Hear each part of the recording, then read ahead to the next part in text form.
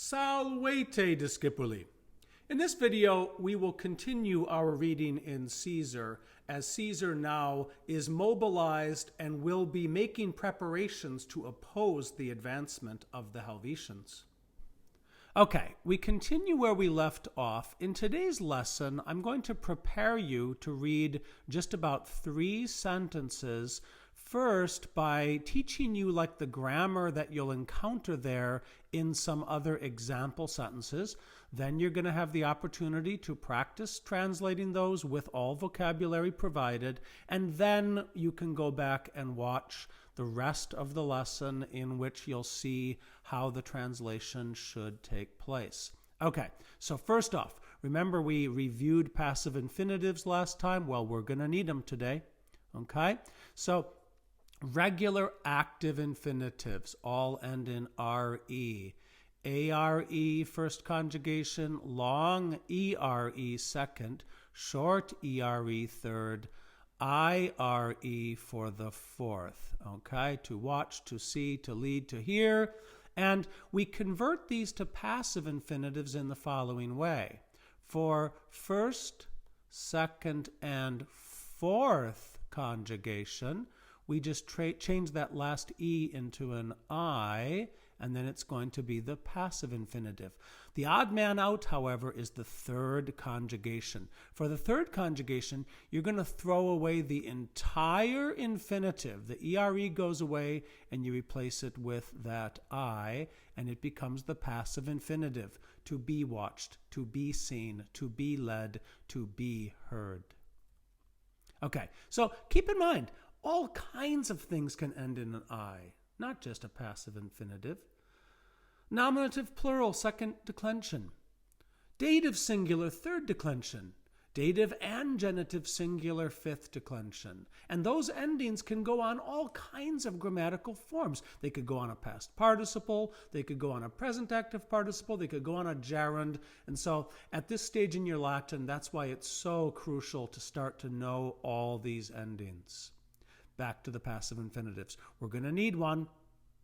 Okay, let's review some sentences that have regular infinitives, active ones, and also how it would look with a passive infinitive. Simple sentence. Quintus amicum salutat. Quintus greets the friend. Now we change it into a sentence with an irregular verb and infinitive. Quintus amicum salutare vult. Quintus wants to greet the friend. Okay, but now let's look at a sentence with a passive infinitive. Now, Quintus ab amico salutari vult. Quintus wants to be greeted by the friend. Okay, salutari, to be greeted. Now, in this case, Quintus wants himself to be greeted. But you could also have a sentence in which Quintus wants someone else to be greeted by someone else. In this case, it would be Quintus amicum a Caecilio salutari vult. Quintus wants the friend to be greeted by Caecilius. Okay. Let's review the formation of the passive perfect tense. Let's look at this verb naro, narare, naravi, naratum, to tell. Those are the 4 principal parts. Okay, so the regular active perfect tense is narawit, he told. Okay, we form the passive, however, of the perfect tense by taking the 4th principal part, and in whatever case is appropriate, with 4th principal part, with the singular of the verb to be est, narratus est, is he was told. Okay, so in this case, we always use the nominative. Okay, past participles can appear in different cases if they're like adjectival, basically. But with the passive perfect tense, they're always going to be nominative.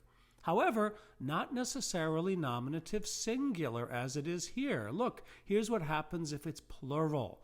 Narrati sunt, they were told. And now we have nominative plural. Okay, and again, all of these things I'm showing you are going to show up in the reading that we're going to see momentarily. It can take a subject. Romani narrati sunt. The Romans were told. Okay, Urbem. That is an accusative singular noun. You could, theoretically, see an accusative as the first word. And here's what you're going to do. You're going to know it's the object. It means city. Urbem qui, the city which, okay? We still know it's an object of a verb that hasn't yet been expressed. Urbem qui erat, the city which was. Urbem qui erat prope, the city which was near. Urbem qui erat prope oceanum, the city which was near the ocean. Now, if you were to read this, you would still know something is going to act upon that city. All we know about it so far is that it's the city which was near the ocean. Something else is going to happen. Wollt, okay, wants, okay? Somebody wants something, either to do something to the city which was near the ocean, or, because you already know we're going to have a passive infinitive, somebody wants something to be done to the city which was near the ocean. Okay, we add an infinitive. Oppugnare, to attack. The city which was near the ocean, he wants to attack. Okay, so we could, of course, render that in better English. He wants to attack the city which was near the ocean. Now look, I just changed oppugnare to oppugnari. Now it's passive. The city which was near the ocean, he wants to be attacked. He wants the city which is near the ocean to be attacked. Okay, ubi. You know, ubi can mean when or where. Here we're going to make it mean when. When, day. You know that means about. Okay? When about bello. When about the war. Now, again, as you're reading this right here, you know something else is going to happen. There's no verb yet, okay? So you patiently read. You know that it's going to all make sense once you get all the pieces of the puzzle. When about the war, Romani, the Romans. Narrati sunt. Yep, that's why we learned that, people. When about the war the Romans were told, okay, and we could cast that into better English, when the Romans were told about the war, epistulam, a letter is going to somehow figure into this. Mittunt, they send a letter. Okay, so what could be the backstory about this? Okay, so the Romans were told about a war, and you know what, folks? Now that we know about this war, there's a letter we got to write. Maybe it's to give support to somebody. Maybe it's to tell somebody that we're going to join their side. And so there's an understandable backstory that could happen. Ubi de bello Romani narrati sunt epistulam mittunt. When about the war the Romans were told, they send a letter. And again, better English. When the Romans were told about the war, they send a letter. Okay? This is present tense, by the way. Mittunt. Okay? However, I've translated here as past tense, okay? This is what we call the historical present. In other words, the use of the present tense to describe something in the past. You actually use it all the time, okay? You're telling your friends about a story. Notice I just used it right there, okay? But again, you start in the past tense. So listen, friend, yesterday I went to this party, and at the party, I see like other friends of ours are there. You see how I shift into the present tense? The present tense is more vivid, okay? Once it's clear we're talking about an event in the past tense, the present tense is kind of just a more vivid way to continue explaining things.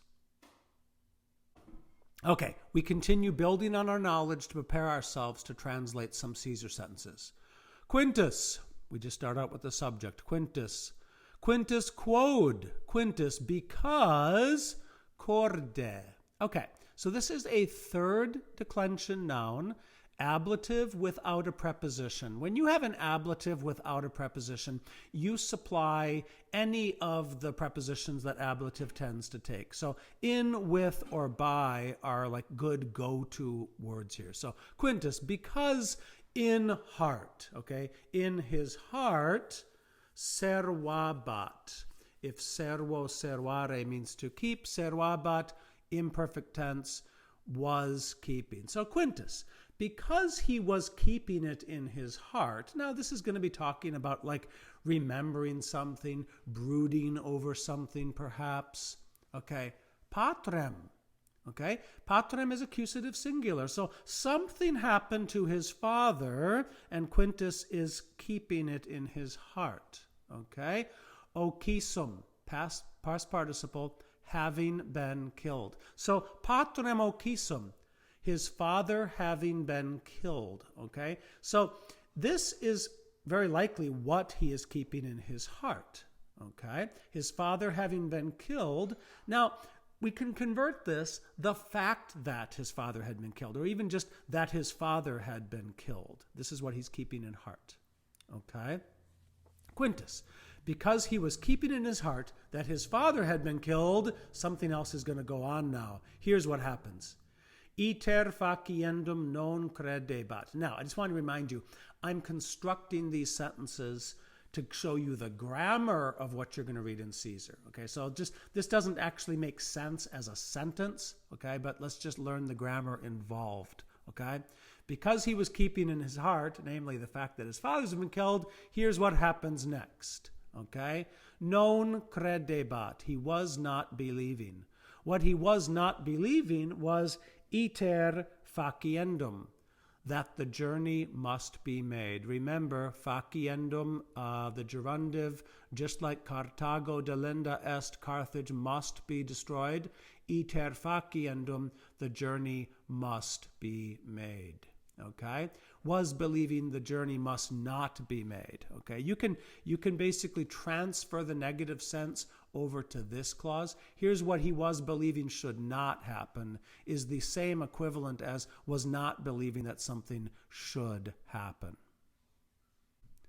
Okay, we have arrived at the main event. Okay, so with the supplied PDF and all the vocabulary is provided to you, make your best attempt based on what you just learned in those sample sentences to translate the next sentences of Caesar, and then come back to this video and confirm your translation against the video tutorial that will follow. Pontem, this corresponds to urbem in your practice. So the bridge qui, the bridge which. The bridge which erat was. Pontem qui erat ad Genawam, which was at Geneva. Pontem qui erat ad Genawam ubi rescindi. Okay, look at here. Here's why we studied this passive infinitive. Okay, he orders to be broken down. Okay, so putting that all together, the bridge which was at Geneva, he orders to be broken down. He orders the bridge which was at Geneva to be broken down. Now, this is sometimes very important in military matters when you need to stop the movement of peoples. Destroying a bridge is actually a tough thing because bridges are very valuable. Your own movement can depend on them, but sometimes you might decide a bridge has to be destroyed to keep other people from moving. If you have not seen it, go watch the movie The Bridge Over the River Kwai. Okay? It's basically all about this. It's a fantastic, important movie. The Bridge Over the River Kwai. Go watch it. Ubi de eius adventu. When about his arrival. Now again, you know that this sentence isn't done, okay? But let's just wait till we see all the pieces before we then cast it into a better English version. When about his arrival, helvetii certioris facti sunt. This is going to correspond to Romani narrati sunt in your practice, okay? The Helvetians were made more certain. Now, this idiom, to be made more certain about something, this is the idiom that basically means to learn that something is happening, okay? Now, his arrival here is talking about Caesar, okay? So the Helvetians are going to learn now that, whoa, wait a minute, this Roman general named Caesar, he's apparently now arriving. So, When de eius adventu, when about his arrival the Helvetians were made more certain, legatos ad eum mittunt. This corresponds to the epistulam mittunt from your practice. Not epistulam, but legatos. They send messengers to him. So they're sending messengers to Caesar, basically trying to tell him, hey, we are really just migrating from one place to another. You don't need to worry about us.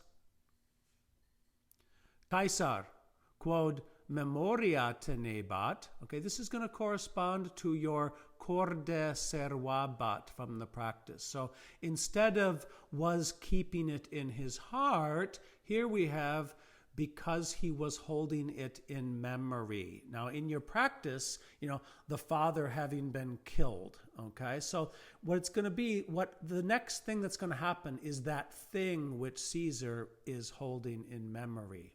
Here's what he's holding in memory. Lucium Cassium consulem ocisum, that the consul Lucius Cassius had been killed. Exercitumque eius ab Helvetiis pulsum. Okay? Here's an additional thing that he's holding in his heart. Okay?